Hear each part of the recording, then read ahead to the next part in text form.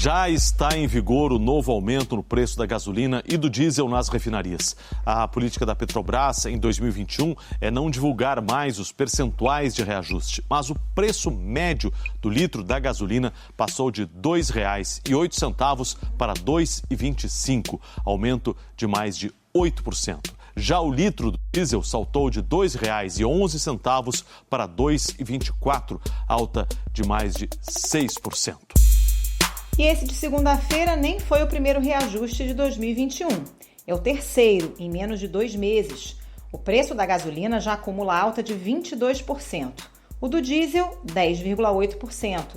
E tudo isso para reduzir, apenas em parte, a diferença em relação ao mercado internacional. Ou seja, a Petrobras, no olhar dos investidores, ainda deve anunciar novos aumentos para recompor a defasagem já acumulada.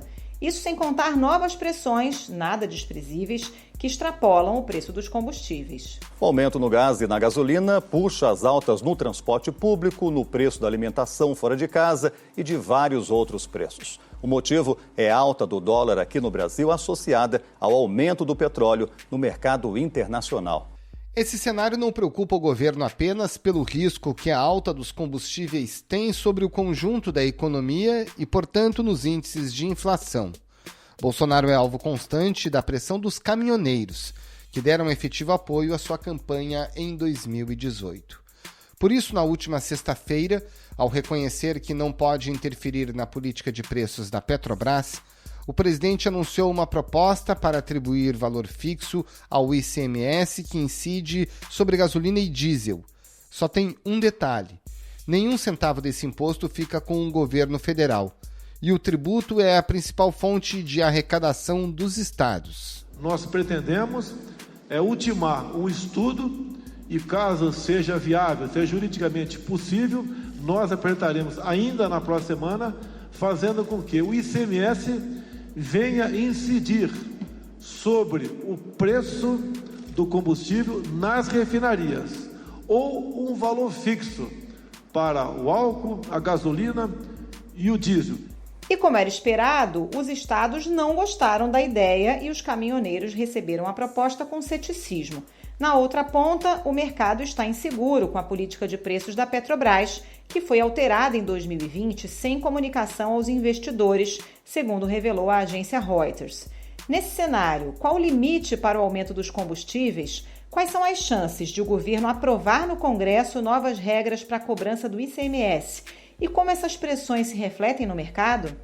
Esses são os temas do Ao Ponto desta quarta-feira. Eu sou o Roberto Maltic, estou com a Carolina Moran. E nesse episódio, a gente conversa com o repórter Bruno Rosa e com o economista-chefe da Ativa Investimentos, Héctor Sanches. Fique com a gente.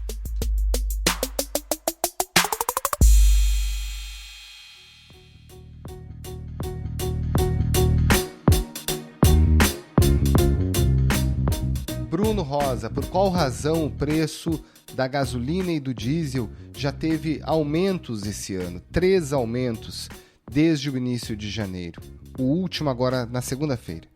Desde o início do ano, se a gente for olhar as principais variáveis que são importantes para o reajuste dos combustíveis, a gente tem de um lado o dólar, que vem se mantendo num patamar alto e de aumento, né? Se a gente for ver atualmente, o dólar está numa faixa superior a 5,40, e do outro lado o petróleo, que vem se recuperando desde o ano passado e hoje, por exemplo, está acima de $60 por barril. Então esses dois componentes, eles formam a principal base de pressão para o aumento dos combustíveis. Dessa forma, a companhia ela precisa repassar algum tipo de reajuste para o consumidor. Bruno, o presidente Jair Bolsonaro anunciou aí que o governo vai estudar alguma forma de diminuir os preços dos combustíveis. Tem um pano de fundo político aí, porque o governo está sendo pressionado pelos caminhoneiros, né, que estão prejudicados aí pela alta do diesel. Mas qual é essa margem de manobra de reduzir impostos para reduzir também o preço dos combustíveis? Isso tem um limite, né? Exatamente. Quando a gente olha para a gasolina, a composição do ICMS na gasolina é 29%. Quando a gente olha os tributos federais, que são o PIS/COFINS e o CID, é 15% do preço final da gasolina. O que o presidente Jair Bolsonaro propôs na semana passada era pegar esse ICMS, que hoje é de 29%, mas isso é uma média nacional, era manter uma alíquota fixa para todos os estados, né? Só que o problema do ICMS é que cada estado tem uma alíquota, então o Rio de Janeiro tem a maior alíquota do Brasil, e o Rio de Janeiro, por exemplo, por ter essa maior alíquota do Brasil, imagina se o estado do Rio, nesse problema atual de questão de crise fiscal, de economia, vai querer reduzir, né? Hoje, por exemplo, o ICMS do combustível, da gasolina no Rio de Janeiro é 34%. Né? E quando você pega a média, essa média é um pouco menor, é 29%, quer dizer, a gente está falando de 5 pontos percentuais, é muito dinheiro. Então, os estados, eles não estão hoje suscetíveis a mudar isso. Eles falam que não vão mudar. Então, você não tem muita margem de manobra para reduzir, de fato, o preço dos combustíveis. Né? Porque, eventualmente, o governo federal pode até mexer ainda mais no PIS/COFINS e na CID, que hoje é de 15%. Só que o próprio governo já falou, eu mexo no imposto federal, mas precisa de uma outra parte, precisa dos estados aceitarem reduzir o ICMS. Todos sabem aqui que o ICMS é variável de estado para estado. E o que a população pede para nós, dado os contatos que nós temos, é essa previsibilidade, repito, a exemplo do PIS/COFINS do diesel, 35 centavos, que não é alterado desde janeiro de 2019, quando nós assumimos o governo. Então, quer dizer, caminhamos para um impasse, né? Quer dizer, de um lado, os estados não querem mexer numa importante fonte de arrecadação, que é o ICMS da gasolina, né? Dos combustíveis, por assim dizer. Por outro lado, o governo federal está esperando alguma coisa acontecer para ele poder também tentar mexer nos impostos federais. Então, quer dizer, desse mato ali, dificilmente a gente vai ver alguma solução. Agora, Bruno, para deixar bem claro para o ouvinte, aparentemente não há nenhuma chance, nenhuma hipótese de os estados aceitarem uma unificação de alíquota de ICMS de combustíveis, quando a gente sabe que não só o Rio de Janeiro, mas todos os estados têm no ICMS dos combustíveis uma de suas principais fontes de renda, né? Correto. Hoje, a perspectiva é de que ninguém está disposto a mexer nisso. Esse é um assunto que hoje os estados, aparentemente, não querem mexer. Eles vão manter do jeito que está. Há algumas linhas, alguns estados, eles estão hoje um pouco já começando a tratar essa questão dentro do âmbito de uma reforma tributária, para fazer um toma lá da cá. Então eles viram né, mas é claro que isso ainda vai passar pelo Congresso, vai ter toda uma discussão, mas o que alguns estados já começam a sinalizar é que, ok, eu posso mexer no ICMS dos combustíveis, que é a minha principal fonte de arrecadação, mas, por outro lado, dentro do bojo da reforma tributária, o que eu posso ganhar? Como eu posso ser beneficiado? Então, quer dizer, é uma discussão muito ampla que não vai ficar restrito só ao ICMS dos combustíveis. Tende a encampar toda essa reforma tributária como um todo, que a gente sabe que a reforma tributária é um assunto ainda mais complexo. Então é muito difícil algum governador querer sentar agora para mudar alguma coisa que vai reduzir sua arrecadação. Né? Ainda mais que a atividade econômica do Brasil anda muito incerta. Né? Os economistas não sabem prever ao certo quanto vai crescer a economia brasileira esse ano. A gente está vendo aí muitas incertezas em relação ao cronograma de vacinação para combater a Covid, que é apontado aí como principal instrumento para a recuperação da atividade econômica. Então, realmente, há muitas perguntas ainda sem resposta e uma resposta atrelada a uma outra resposta dar certa, né? Quer dizer, a vacinação tem que dar certo, a atividade econômica tem que voltar a crescer para daí a economia girando, poder se falar na discussão da reforma tributária e colocar o ICMS dentro dessa discussão. Agora, olhando pelo lado do mercado, a Petrobras provocou incertezas, inclusive com reflexo no preço das ações, com essa mudança na política de preços. O que mudou e por que provocou reações negativas? O que aconteceu com a Petrobras na última sexta-feira foi, na verdade, um erro de comunicação da companhia. A companhia, no ano passado, no auge da crise da pandemia do coronavírus, a companhia internamente, ela mudou a sua política de acompanhamento de preços dos combustíveis. Esse acompanhamento era trimestral e passou a ser de 12 meses. Ou seja, essa mudança na forma como a empresa acompanha os preços do exterior e faz o acompanhamento dos preços no mercado interno, ela simplesmente fez essa alteração do acompanhamento dos preços e não avisou ao mercado, ela não comunicou ao mercado, porque a empresa acha que não precisa comunicar ao mercado, né? Porque é uma política comercial. Pois bem, isso foi feito lá atrás, mas a comunicação na época não foi feita. O que aconteceu? Na última sexta-feira, o presidente Bolsonaro chamou o presidente da companhia, o Roberto Castelo Branco, para ir em Brasília, e todos acompanhados ainda de outros ministros, eles anunciaram aí iniciativas para a redução dos preços dos combustíveis no Brasil, né? Mas o fato é que, ao longo do dia, começaram a surgir uma série de especulações, tanto no mercado financeiro quanto na imprensa, de que a Petrobras, o que estaria acontecendo com os preços da Petrobras? Afinal, ela sofre interferência do governo, não sofre interferência do governo? Então, repito, nós somos um governo que não interferiremos em nada nessa política econômica de combustíveis da nossa Petrobras. Então os rumores foram aumentando ao longo do dia, e no fim do dia, no fim da sexta-feira, a Petrobras simplesmente solta um comunicado ao mercado mencionando essa mudança na sua política de acompanhamento de preços, que foi o suficiente para o mercado, na segunda-feira, começar a se perguntar, mas e aí, por que ela fez essa mudança da forma como acompanha os preços lá no ano passado e só está avisando hoje? Por que isso? Por que está acontecendo isso? Afinal, ela mudou ou não mudou a política de preços? A empresa diz que não. A Petrobras diz que não mudou nada, que continua do jeito que está, sempre foi assim.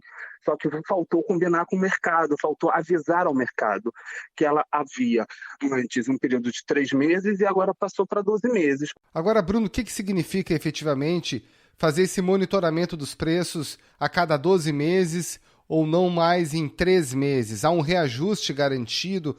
O que significa isso na prática? Na prática, significa que a Petrobras tem até 12 meses para equilibrar os preços que ela compra do exterior em relação ao que ela vende no Brasil.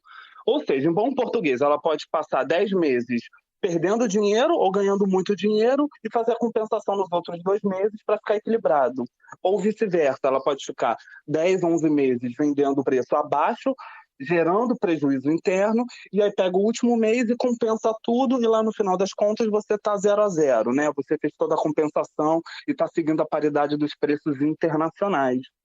Só que a dúvida do mercado esse não é um período muito longo para a Petrobras fazer esse acompanhamento, quer dizer, essa paridade de preços do exterior com o mercado doméstico. 3 meses é uma coisa, um cenário curto. 12 meses é um ano, quer dizer, como é que ficam essas questões da volatilidade, né? Quer dizer, a Petrobras ela pode fazer isso mensalmente, semanalmente, quinzenalmente, ela pode absorver, ela pode repassar toda a alta lá do exterior para cá de uma vez só, pode fazer isso de forma em pequenas partes ao longo dos meses. Tanto que essa incerteza toda, ela tem gerado pressões dos importadores de combustíveis, né? A ABICOM, que é a Associação dos Importadores, já entrou com representação no CAD e na ANP, que é a Agência Nacional de Petróleo, justamente questionando isso, né? Pedindo essa transparência, falando que a forma como a Petrobras vem praticando seus preços no Brasil afeta a concorrência, né? E isso está hoje em análise no CAD, que é o órgão do governo que regula a concorrência no Brasil. Para a gente destrinchar um pouco melhor esse mercado, Bruno, o que você está dizendo é o seguinte, a gente sabe que a Petrobras tem praticamente um monopólio do refino aqui no Brasil, mas ela compete com importadores, né, que importam os produtos e revendem aqui no Brasil. Esses importadores é que estão incomodados porque o preço praticado pela Petrobras, segundo eles, está abaixo do mercado e fica difícil de concorrer, né? Correto, é isso mesmo. O que acontece é que os importadores de combustíveis, eles já compram os combustíveis prontos do exterior, só que quando eles chegam para vender aqui no Brasil, a Petrobras está vendendo num preço menor, né? Porque ela tem margem, ela tem fôlego financeiro para isso. Ela consegue vender o preço menor durante 1, 2, 3 meses e o caixa dela segura. Um pequeno importador não consegue fazer isso. Então, essa questão do caixa, né, do pequeno importador não conseguir segurar, é que está criando toda essa reclamação por parte das empresas importadoras. Bruno Rosa, repórter de economia, muito obrigado mais uma vez pela sua participação aqui no A Ponto. Um bom trabalho, até mais. Valeu, Bruno, obrigada. Até mais.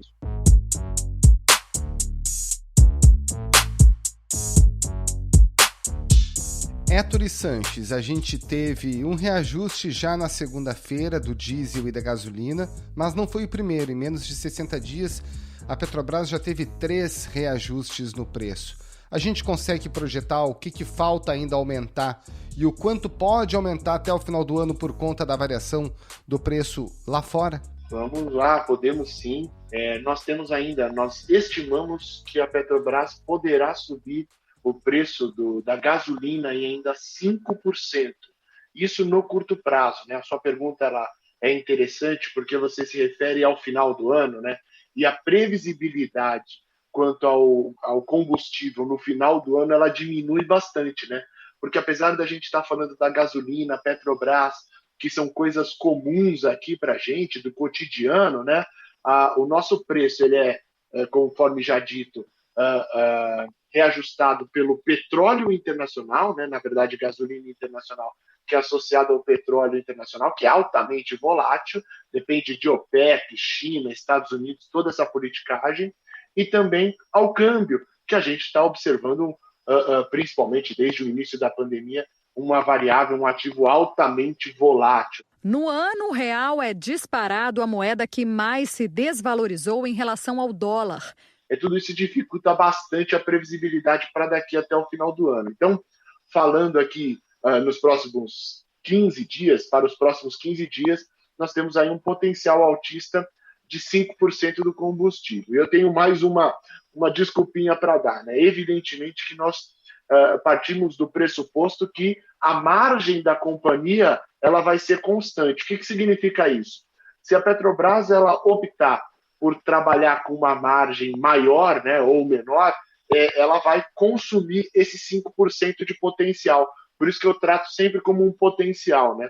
Vamos supor que a estratégia da companhia mude e a Petrobras fale, nós vamos operar abaixo do preço internacional, em cerca de 5%, para evitar que novos entrantes façam parte do mercado. Por estratégia, a companhia optou por, em tese, ter um prejuízo de preço de 5%, mas, evidentemente, ela deve ter lá dentro dos seus cálculos uma potencialização de lucro ao expulsar esses novos entrantes ou privilegiar outros players, né?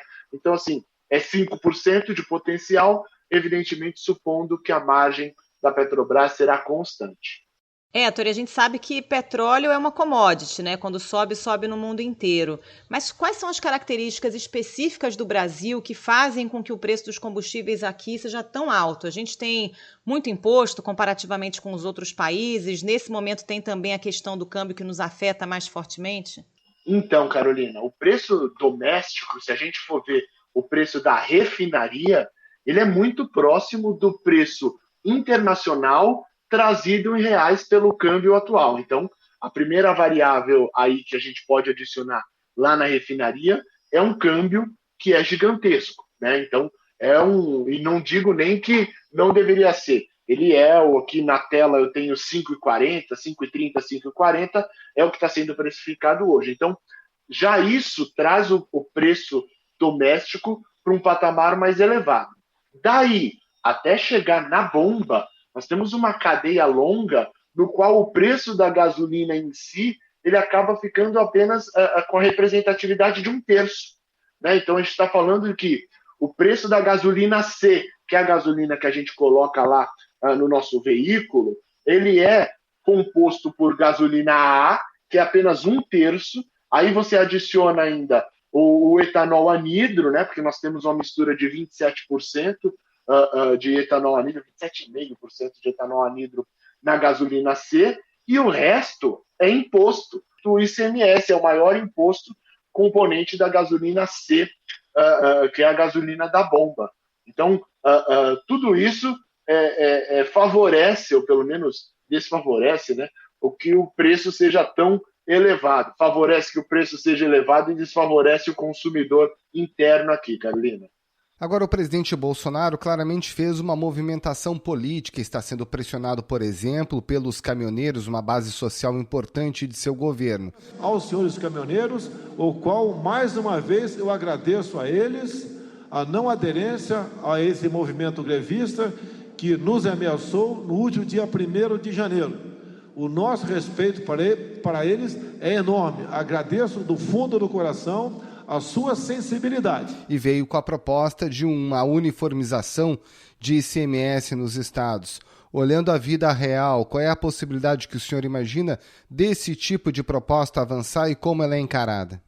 Então, o Bolsonaro, né, ele deve estar se sentindo muito pressionado porque os preços dos combustíveis avançam. No caso dos caminhoneiros, o preço do diesel avança. E ele olha para o mercado. A Petrobras não pode ter interferência, uma companhia de mercado de capital aberto, que segue uma regra de reajuste, de paridade de preço internacional, que é comum no mundo todo, e nós temos uma estrutura de impostos. A parte de imposto federal, ele não pode mexer porque o país passa por uma crise fiscal gigantesca, e aí ele vai tentar atuar nesse processo de sugestão aí de ICMS, mas a gente sabe que a determinação do imposto estadual ele é feito pela esfera estadual, né? Então fica no âmbito ali quase que da sugestão, né, para os governadores unificar, cobrar apenas um valor fixo, mas ainda assim a oscilação vai depender dos próprios governadores e que podem, se for determinado judicialmente a eventual alteração de percentual para reais, né, para centavos, eles podem ficar oscilando os centavos porque compete apenas a eles. E ainda assim precisaria da deliberação das assembleias. Então é um processo longínquo que no final das contas denota que o Bolsonaro quer fazer alguma coisa, mas isso está, infelizmente ou felizmente, dependendo do ponto de vista, fora da esfera do presidente. Héctor, e qual é o impacto dessa desconfiança do mercado em relação à política de preços da Petrobras sobre o valor das ações, mas também sobre, por exemplo, o programa de venda de ativos da empresa? Existe nesse momento realmente um clima de desconfiança? Então, é exatamente esse o problema, né? Por mais que o Bolsonaro tenha dito e disse e reforçou várias vezes, olha, não interferimos na companhia, eu só queria entender e tudo mais, existe um receio histórico, né, de que haja uma interferência na Petrobras por parte de seu maior acionista, né? E isso acaba mitigando uma parte de intenção de investimentos, que acaba afetando tanto o preço da ação quanto a própria intenção de investimentos que você citou, né? Então, esse estresse envolvendo o nome da companhia, com a eventual possibilidade de uma interferência, ela não é positivo nem para o governo, porque gera um estresse político, né, um desgaste político, e nem para a companhia que paga o preço, seus acionistas pagam preço, não só no curto prazo, como no longo prazo também, pela intenção de investimento no setor real, vamos dizer assim, Carolina. Conta de luz mais baixa ajudou a desacelerar a inflação no mês de janeiro, mas o preço dos alimentos, das bebidas, a alta da gasolina, isso tudo continua pesando no bolso de nós brasileiros. Héctor, esse aumento do preço dos combustíveis não se limita somente a isso, né? É um custo que tem impacto em toda a cadeia econômica. Qual pode ser a escala disso na inflação? É uma pergunta muito boa, porque a gente pensa, a elevação da gasolina, ela vai bater no preço do nosso combustível. Em um primeiro momento, sim, mas o choque secundário, chamado, né, o efeito secundário, ele se dá através dos produtos, né? Alguns produtos são transportados através de veículos a gasolina, mas sua grande maioria são transportados com o diesel. E aí a elevação desse custo acaba se refletindo no insumo, como um insumo que acaba batendo no preço da prateleira, de um alimento, de um bem e tudo mais. E é exatamente isso que a gente tem que monitorar, né? O Brasil, como um país com uma memória inflacionária gigantesca, né? Nós vivemos por diversas vezes inúmeros choques. Mas nós temos que observar o quanto esses choques eles entram na economia, eles se permeiam, eles penetram em outros custos, né? Então, o nosso preço do arroz, ele sobe porque o arroz é transportado por caminhões. O preço do computador sobe porque tem o frete. Então, tudo isso que é transportado, todos esses bens que são transportados, eles acabam tendo um efeito secundário, que quando chega num patamar elevadíssimo, acaba não conseguindo segurar. Então, eu como economista, né, todos os economistas, o mercado como um todo, está monitorando essa penetração, esse efeito secundário que a elevação dos preços dos combustíveis está causando a inflação, porque ele é muito mais perene, né? Ele gera um processo inflacionário muito grande e inercial, que tende a se permear por muito mais tempo na economia, ou seja, ele é mais duradouro.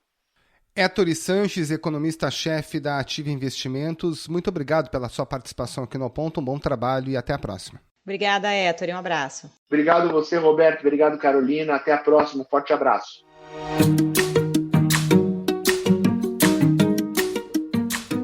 Esse foi o Ponto de hoje, o podcast diário da redação do Globo. Nessa conversa a gente conta com a participação de toda a equipe do jornal, as mesmas pessoas que levam até você informação e análise de qualidade todos os dias. Quer saber mais? Assine o Globo. Acesse assineoglobo.com.br e confira todas as notícias e reportagens especiais. A edição é do Nicolas Witzel. Tchau. Até mais.